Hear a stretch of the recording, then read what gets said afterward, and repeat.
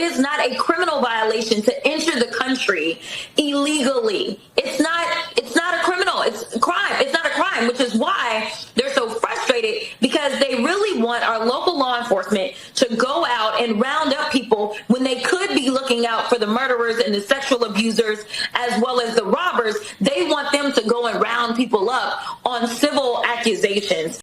President Trump makes a couple of shocking announcements that you need to hear for yourself. MSNBC tries and fails to defend the border crisis under the Biden-Harris administration, and Vice President JD Vance calls out Congresswoman Ilhan Omar and calls her a disgrace for something she said about white people. But what we thought we'd do is a self-deport, where we're going to pay each one a certain amount of money, and we're going to get them a beautiful flight back to where they came from, and they have a period of time.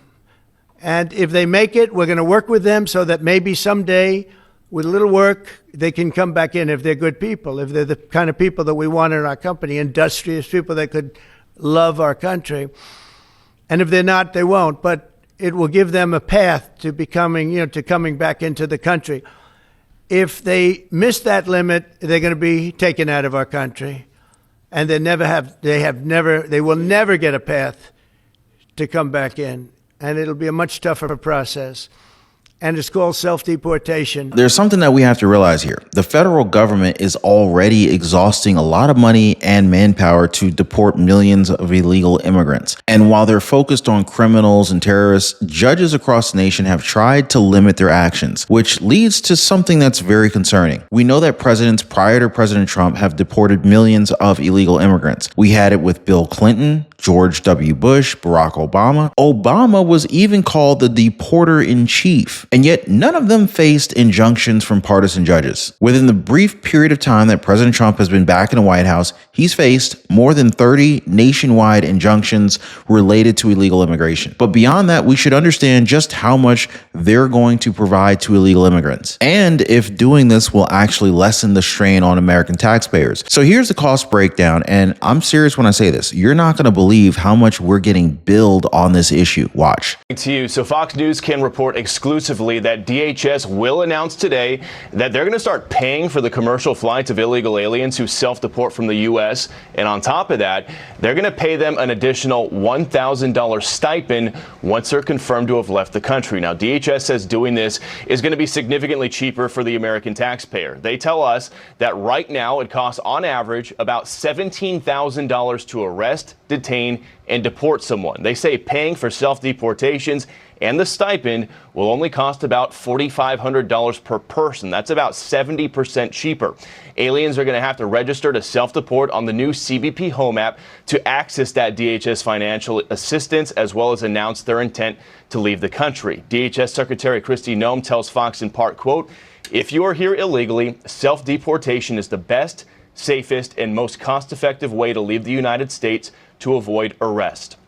In the meantime, here in the sanctuary city of Los Angeles, ICE confirms to Fox News that 3 suspects arrested in connection with the home invasion murder of a man in the Woodland Hills neighborhood last Sunday are all in the U.S. You have to wonder how Democrats are taking this in, because you would think that they would prefer to have illegal aliens choose their own way out of the country. And a path that gives them money without the need for arrest seems to be the most compassionate approach. But I have a feeling that they're going to argue against this, even though it's going to cost us so much more money to keep illegal immigrants inside the country. Now, I want you to listen to Joe Scarborough here, who wants to talk about the cost of deportation. I want you to watch how he fails to defend what the Biden-Harris administration did, and that was to literally let in millions upon millions of illegal aliens into the country. Rev, that in the Biden administration, when you had 5 million people coming across the border illegally over a couple of years, much easier to have those deportation numbers up because so many illegal immigrants were coming in. Now the border's quiet. Right. And so again, as we predicted beforehand, it is extraordinarily expensive to deport people. This wasn't going to be as easy as it would have been during the Biden administration because, again, 5 million were let in illegally. Mm-hmm. They're at the border. And that's what Barack Obama did with his deportations. A lot of these non-judicial deportations were already close to the border. So it was much easier to deport without going through the judicial process that we're talking about. It is not only more expensive, it then borders on a lot of questions of civil liberties for people that are legally here. Because now you're going into the mainland of the United States and you're grabbing people with no due process who maybe should be here legally and who are, in the cases of a Garcia, the wrong people. So when it was done at the border with Obama and Biden, you had less risk of that. That's a whole lot of spin right there from MSDNC. It's kind of like they're trying to say that it's bad that President Trump is deporting dangerous criminals and terrorists, and that it's expensive to deport them given that they're already in the mainland, as Al Sharpton has previously said, without acknowledging that we had a huge pouring in of illegal immigrants under former President Biden. Together with his borders are Kamala Harris. Now let's go ahead and shift to another story that's causing waves across mainstream media. Besides his plan to have illegal immigrants self-deport, the president announced another shocking plan. Here he is talking about Alcatraz. How did you decide to reopen Alcatraz? Can you walk us through that decision? Did I say what? To reopen Alcatraz, how will you use it? How did you come up with the idea? Well, I guess I was supposed to be a movie maker. We started with the movie making and we'll end. I mean, it represents something very strong, very powerful in terms of law and order. Our country needs law and order. Alcatraz is, I would say, the ultimate, right? Alcatraz, Sing Sing and Alcatraz, the movies. But it's right now a museum, believe it or not. A lot of people go there. It housed the most violent criminals in the world, and nobody ever escaped. One person almost got there, but they, as you know the story, they found his clothing rather badly ripped up, and it was a lot of shark bites, a lot of problems. Nobody's ever escaped from Alcatraz, and just represented something strong having to do with law and order. We need law and order in this country. And so we're going to look at it. Some of the people up here are going to be working very hard on that. And we had a little conversation. I think it's going to be very interesting. We'll see if we can bring it back in large form, add a lot. But I think it represents something. Right now it's a big hulk that's sitting there rusting and rotting. You look at it, it's sort of, you saw that picture that was put out. It's sort of amazing. But it sort of represents something that's both horrible and beautiful and strong and miserable, weak. It's got a lot of qualities that are interesting, and I think they make a point. Now, I see this as a message to both Democrats and the judges that continue to slow down these deportations. President Trump understands that there's more than one solution to a problem. Now, he probably won't reopen Alcatraz, but he's keeping this option open, meaning that everything's on the table. This includes Gitmo, El Salvador, and now Alcatraz. And if you found this news to be shocking, then you're probably not ready for the next one. Vice President JD Vance has called out Representative Ilhan Omar. The controversial House Democrat is now facing backlash for comments that she made back in 2018. Now, I'm going to first show you guys the clip before I kind of read the vice president's comments.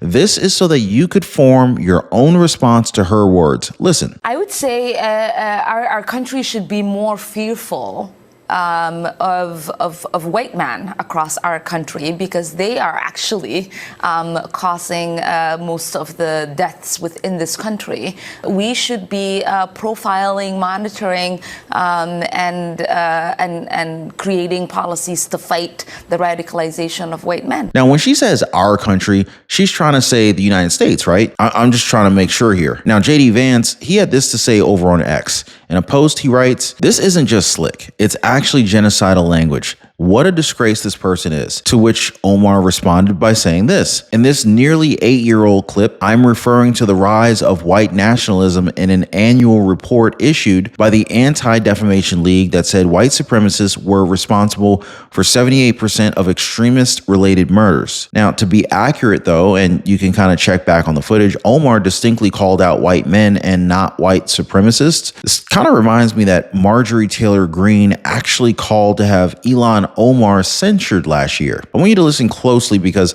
she seems to have slipped in her opening. Censuring Representative Ilhan Omar of Minnesota. Whereas elected members of Congress take an oath to bear true faith and allegiance to the United States without any mental reservation or purpose of evasion. Whereas Representative Ilhan Omar took an oath of allegiance to the United States upon becoming a citizen, declaring, "I absolutely and entirely renounce and abjure all allegiance and fidelity to any foreign prince, potentate, state, or sovereignty, of whom or which I have heretofore been a subject or citizen."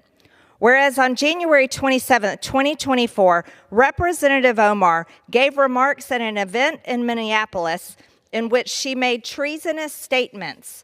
Whereas Representative Omar said she has spoken to many Somalians who asked her to intercede for the Somali government by pressuring the United States government into certain actions.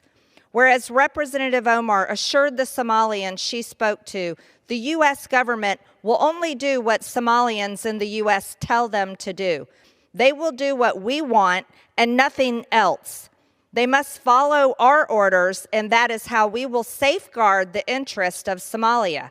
We have to ask a common sense question right here, right now. Why do we have somebody in Congress who's representing another country? Shouldn't we have lawmakers who are looking out for the best interests of the United States and its citizens? Now, I want to shift gears right now because there is something that's brewing right now in China that you need to know about. It's being reported that their economy is in a tailspin. It's getting real bad, and they're saying that it's all President Trump's fault. But the reality is a lot more complicated than that. This is bound to affect us even here in the United States. Now, I covered this in a recent live stream that you absolutely need to check out. As always, appreciate you guys being here. Thanks for hitting the like button and subscribing. We'll see you next time.